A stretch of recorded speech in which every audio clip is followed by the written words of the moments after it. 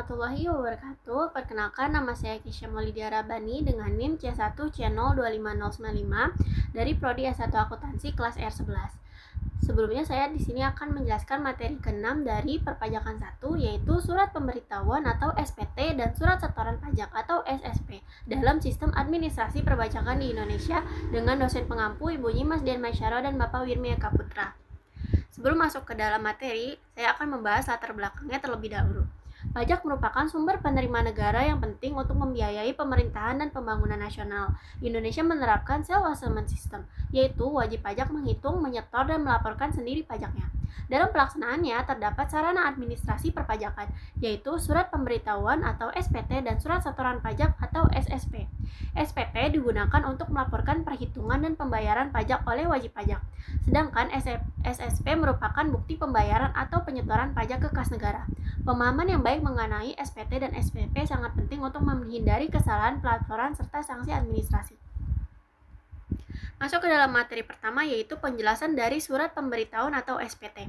Surat pemberitahuan atau SPT ini adalah dokumen yang digunakan oleh wajib pajak untuk melaporkan perhitungan dan pembayaran pajak kepada Direktorat Jenderal Pajak. Dalam SPT, wajib pajak juga menyampaikan informasi mengenai objek pajak, harta, dan kewajiban dalam suatu periode tertentu.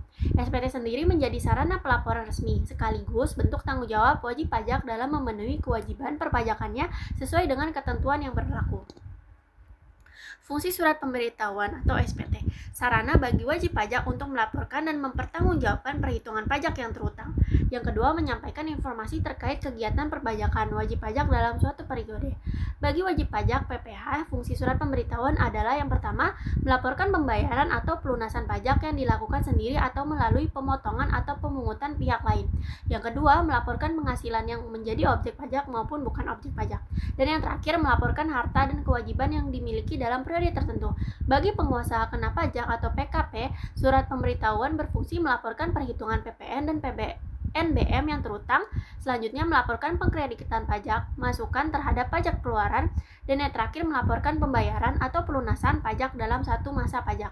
Sedangkan bagi pemotong atau pemungut pajak, SPT berfungsi sebagai sarana untuk melaporkan pajak yang telah dipotong atau dipungut dari pihak lain dan disetorkan ke negara. Prosedur penyelesaian surat pemberitahuan. Wajib pajak mengambil atau mengunduh formulir SPT dari Direktorat Jenderal Pajak. Selanjutnya mengisi SPT dengan benar, jelas, dan lengkap sesuai petunjuk. Menggunakan bahasa Indonesia, huruf Latin, angka Arab, mata uang rupiah atau sesuai izin. Menyampaikan SPT tepat waktu melalui KPP, pos atau kurir atau sistem elektronik seperti ISPT atau e-filing. SPT harus ditandatangani oleh wajib pajak atau pihak yang berwenang. Tanda tangan biasa, stempel, atau elektronik. Melampirkan dokumen pendukung seperti laporan keuangan, perhitungan pajak, atau data lain yang diperlukan. Suami dan istri dengan pemisahan harta atau kewajiban pajak sendiri wajib menyampaikan SPT tahunan secara terpisah dengan perhitungan pajak berdasarkan penggabungan penghasilan. Pembetulan SPT dan pengungkapan ketidakbenaran.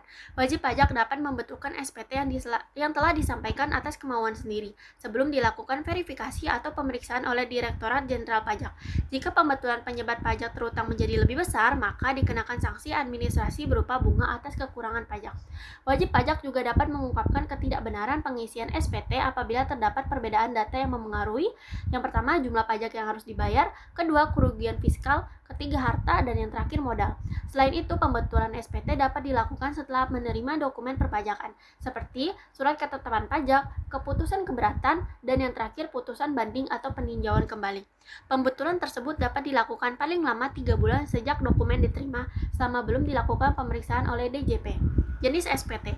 Surat pemberitahuan atau SPT dibedakan menjadi 2 jenis, yaitu SPT masa dan SPT tahunan. SPT masa digunakan untuk melaporkan kewajiban pajak dalam satu masa pajak atau umumnya 1 bulan, sedangkan SPT tahunan digunakan untuk melaporkan kewajiban perpajakan selama 1 tahun pajak.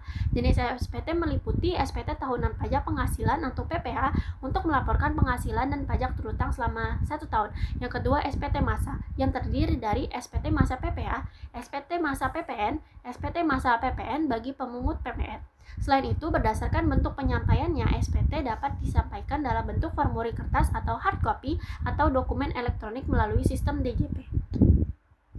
Batas waktu penyampaian SPT masa. Batas waktu penyampaian berbeda-beda tergantung pada jenis pajak dan pihak yang menyampaikannya. Untuk PPh pasal 21 serta PPh pasal 23 atau 26, SPT harus disampaikan paling lambat tanggal 20 bulan berikutnya setelah masa pajak berakhir. PPh pasal 22 impor yang disampaikan oleh Direktorat Jenderal Bea Cukai memiliki batas waktu 7 hari setelah batas waktu penyetoran pajak berakhir. Sedangkan PPh pasal 22 oleh bendaharawan pemerintah paling lambat tanggal 14 bulan berikutnya. Untuk PPh pasal 22 atas bahan bakar oleh Pertamina, batas waktu pelaporannya adalah 20 hari setelah masa berakhir. Sementara itu, PPh pasal 25 dilaporkan paling lambat tanggal 15 bulan berikutnya setelah masa pajak berakhir. Dan PPN serta PPNBM oleh pengusaha kena pajak atau PKP disampaikan paling lambat akhir bulan berikutnya setelah masa pajak berakhir. Ketentuan ini dapat bertujuan agar pelaporan pajak dilakukan secara tertib dan tepat waktu sehingga administrasi perpajakan dapat berjalan dengan baik. Perpanjangan jangka waktu penyampaian SPT. Wajib pajak dapat memperpanjang jangka waktu paling lama 2 bulan setelah batas waktu penyampaian berakhir. Untuk memperoleh perpanjangan tersebut, wajib pajak harus menyampaikan pemberitahuan perpajakan SPT tahunan secara tertulis kepada kantor pelayanan pajak sebelum batas waktu pelaporan berakhir. Pemberitahuan tersebut harus dilengkapi dengan 3 syarat, yaitu pertama, perhitungan sementara jumlah pajak terutang, kedua, laporan keuangan sementara, dan yang terakhir, bukti pelunasan pajak apabila terdapat kekurangan pembayaran. Pemberitahuan harus ditandatangani oleh wajib pajak atau kekuasaannya dan dapat disampaikan langsung ke KPP melalui pos atau kurir maupun melalui sistem elektronik. Jika persyaratan tidak terpenuhi, maka pemberitahuan perpanjangan tersebut dianggap tidak sah. Sanksi terlambat atau tidak menyampaikan SPT. Wajib pajak wajib menyampaikan SPT sesuai batas waktu yang telah ditentukan. Apabila SPT tidak disampaikan atau disampaikan melewati batas waktu, maka dikenakan sanksi administrasi berupa denda. Besarnya denda keterlambatan adalah yang pertama 500.000 untuk keterlambatan SPT masa PPN, 100.000 untuk keterlambatan SPT masa lainnya, 1 juta untuk keterlambatan SPT tahunan PPh wajib pajak badan, 100.000 untuk keterlambatan SPT tahunan PPh wajib pajak orang pribadi. Selain denda, pelanggaran yang dapat menyebabkan kerugian negara juga dapat dikenai sanksi pidana.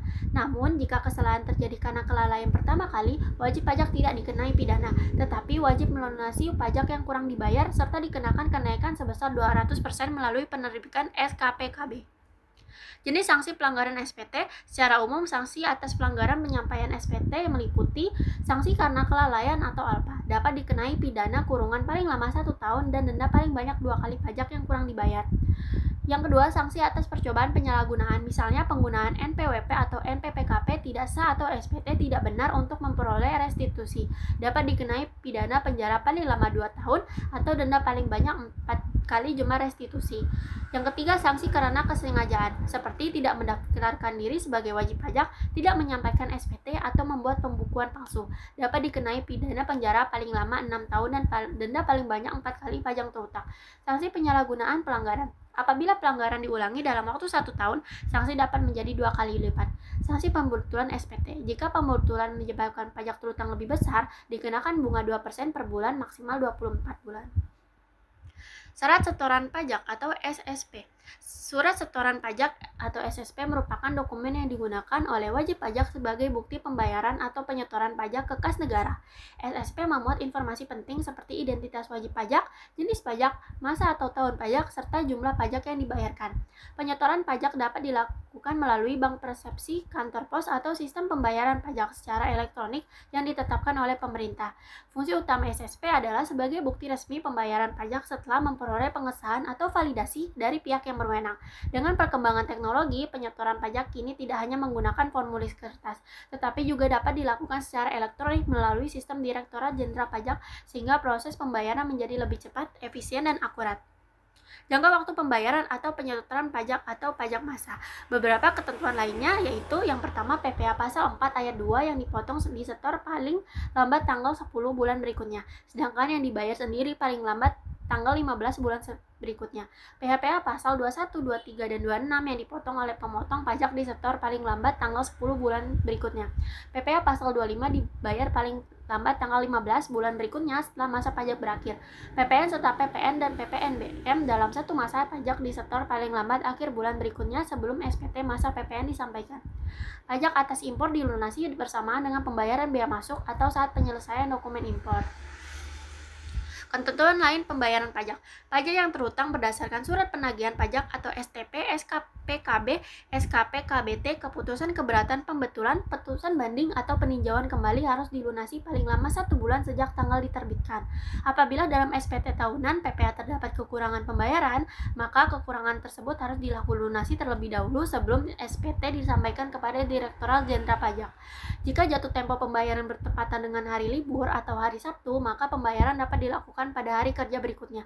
Keterlambatan pembayaran atau penyetoran pajak akan dikenakan sanksi administrasi berupa bunga sebesar 2% per bulan dari jumlah pajak yang terlambat dibayar. Tata cara penundaan atau mengangsur pembayaran pajak. Wajib pajak dapat mengajukan permohonan untuk menunda atau mengangsur pembayaran pajak apabila mengalami kesulitan melunasi pajak sekaligus.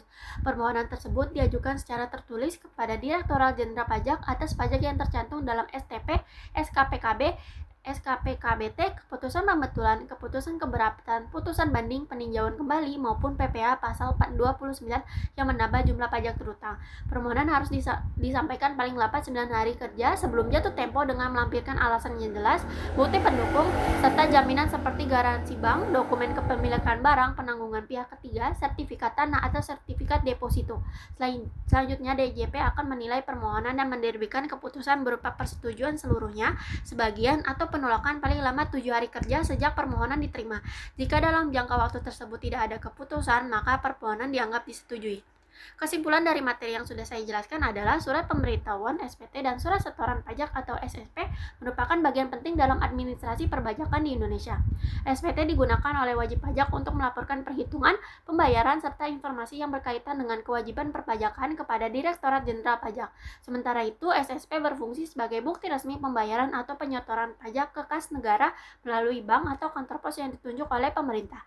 Kedua, dokumen tersebut mendukung pelaksanaan self-assessment system, yaitu sistem yang memberikan kepercayaan kepada wajib pajak untuk menghitung, membayar, dan melaporkan pajaknya sendiri. Oleh karena itu, pemahaman yang baik mengenai prosedur, fungsi, dan ketentuan SPT serta SSP sangat penting agar kewajiban perpajakan dapat dilaksanakan dengan tertib serta terhindar dari sanksi perpajakan.